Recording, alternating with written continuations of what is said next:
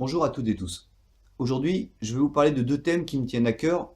Un que j'ai annoncé il y a environ une semaine sur une précédente vidéo, qui traitera des exercices polyarticulaires et pourquoi, à titre personnel, je préfère les exercices polyarticulaires aux exercices d'isolation.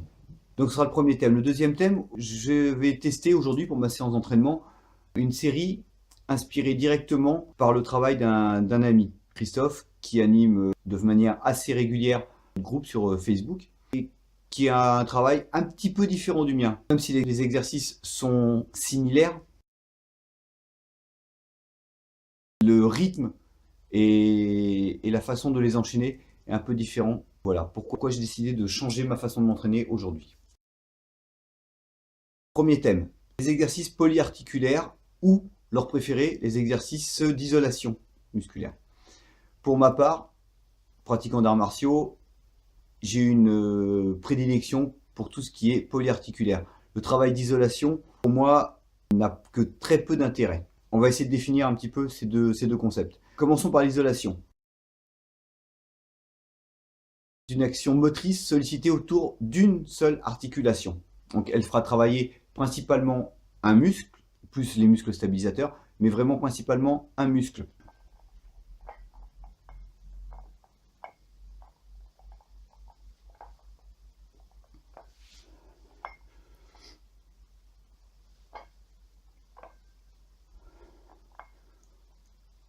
Pour illustrer, j'ai choisi le curl biceps.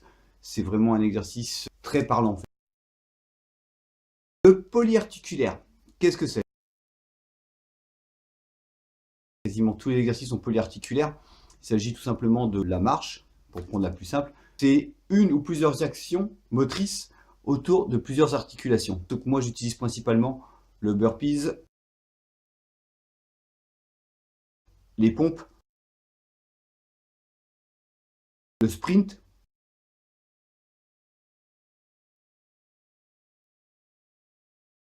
Maintenant, quand utiliser un exercice d'isolation? Pour moi, c'est plutôt un type d'exercice qui s'adresse à un public qui a réellement un gros déficit sur un muscle, ou pour quelqu'un qui est adepte du bodybuilding et qui va chercher à développer et à compenser ses faiblesses afin d'harmoniser sa masse musculaire. Il faut savoir que ce type d'exercice génère moins de force, puisqu'il y a ce ne sont les muscles qui n'entrent en action que pour une articulation. Donc forcément, dès qu'on a plusieurs articulations, cela sollicite plus de muscles et de groupes musculaires. Et donc forcément, ça générera plus de force. À titre personnel, je fais à peu près jamais d'exercice d'isolation. Passons aux exercices polyarticulaires. Donc ils vont demander plus de concentration, ils vont demander plus de dépenses énergétiques, puisqu'il va falloir rester systématiquement lucide durant toute la série. Et ils ont une influence aussi cardiovasculaire. C'est-à-dire qu'on va avoir à travailler bien souvent un rythme plus soutenu, puisque là encore, comme je disais tout à l'heure, il y a plusieurs articulations concernées, donc plus de muscles, donc forcément une demande énergétique supplémentaire, et donc un besoin supérieur en oxygène.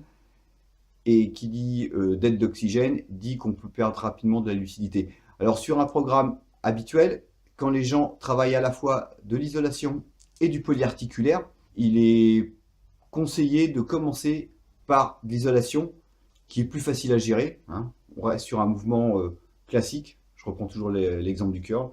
Voilà. On n'a pas besoin de se concentrer pendant 2 heures. C'est presque mécanique. La seule difficulté va résider dans le nombre de répétitions, dans la charge également choisie. Si on prend maintenant l'exemple d'un exercice polyarticulaire, je vais prendre le burpees qui est vraiment très complet, qui va demander énormément d'énergie et qui va faire monter aussi le rythme cardiaque, qui va solliciter la quasi-totalité du corps et donc des groupes musculaires des articulations, et en plus qui va avoir un effet de déséquilibre dans l'espace, c'est-à-dire qu'on va perdre nos repères puisque un coup on est en haut, un coup on est en bas, un coup on est en haut, un coup on est en bas. Et pour ceux qui pratiquent le burpees, dès qu'on commence à faire une série, le fait de compter, si les séries sont répétées, on a tendance un petit peu à perdre le compte et à plus trop savoir où on en est. Donc ça va être plus un exercice soit généraliste, auquel cas on aura un nombre de répétitions bien précises, soit un exercice de fin de séance, c'est-à-dire pour se finir en fait. Donc je l'ai déjà dit tout à l'heure et je l'ai expliqué, vous le comprenez. Pour moi, les exercices polyarticulaires sont à pratiquer, j'aurais tendance à dire, sans modération. Il va falloir les faire.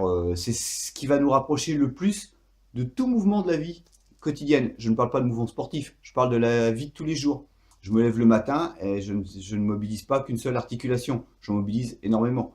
Je descends les escaliers, même chose. Je rentre mes courses, je porte les packs d'eau, je vais avoir une sollicitation complète du corps. Donc c'est vrai que tous ces exercices, que ce soit les pompes, les tractions, les squats, pour les plus courants.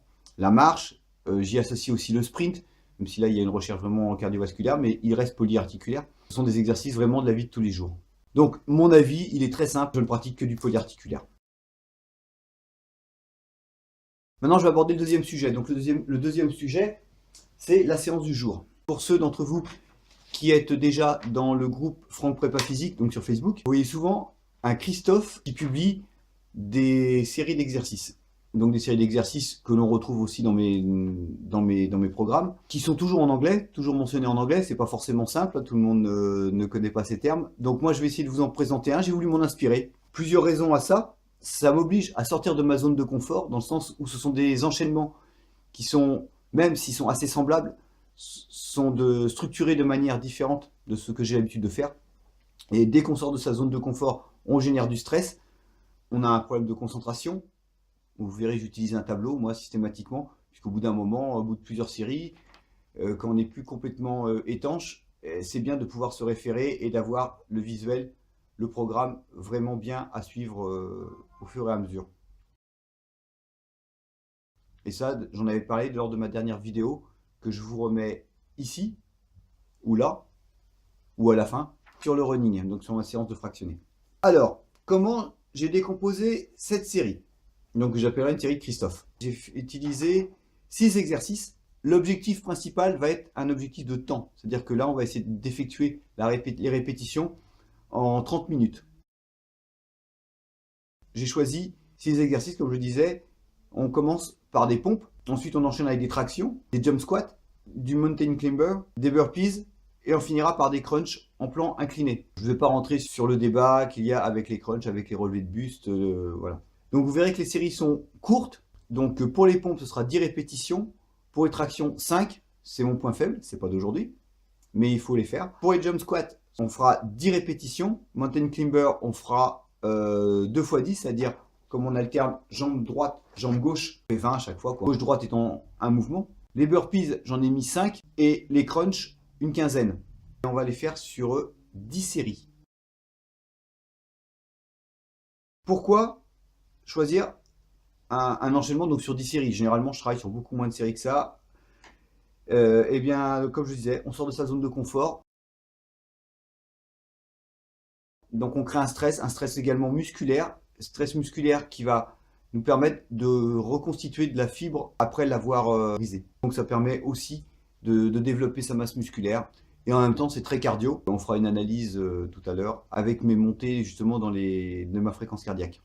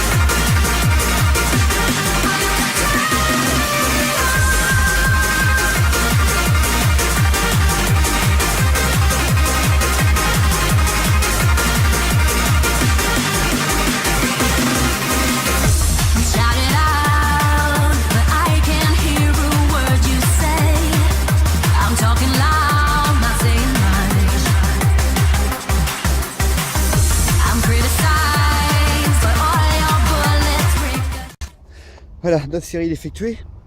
Pression à chaud, je suis mort. Il en reste une. Et bon, on va la faire tout de suite.